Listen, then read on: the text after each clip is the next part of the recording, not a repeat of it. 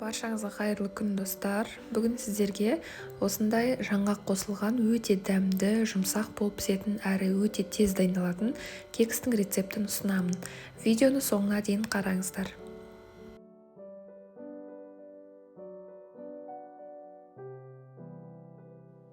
Ең алдымен жұмыртқаға қантты қосып, жақсылап араластырып аламыз. Бұл жерде венчикпен немесе миксермен араластырған ешқандай айырмашылығы жоқ, сондықтан өзіңізге қайсысы ыңғайлы, сонымен араластыра берсеңіз болады.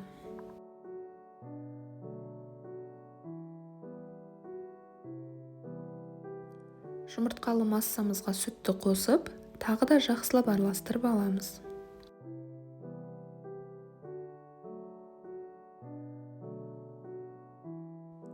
Ерітілген майымызды да осы массаға қосып, жақсылап араластырып аламыз.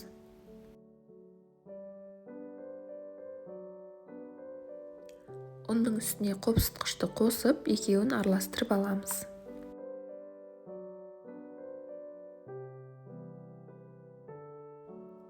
Ұнды міндетті түрде осылай електен өткіземіз, және де 2-3 бөлікке бөліп қосамыз.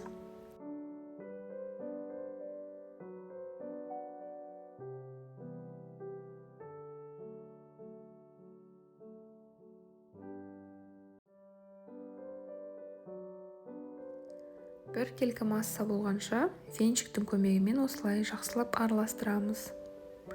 Енді ұсақтап туралған жаңғақты қосып, оны өзіңіздің қалауыңыз бойынша үлкендеу қылып турасаңыз да болады. Немесе жаңғақтың орнына мейіз қоссаңыз болады. Немесе мүлде ештеңе қоспасаңыз да өте керемет дәмді болып шығады.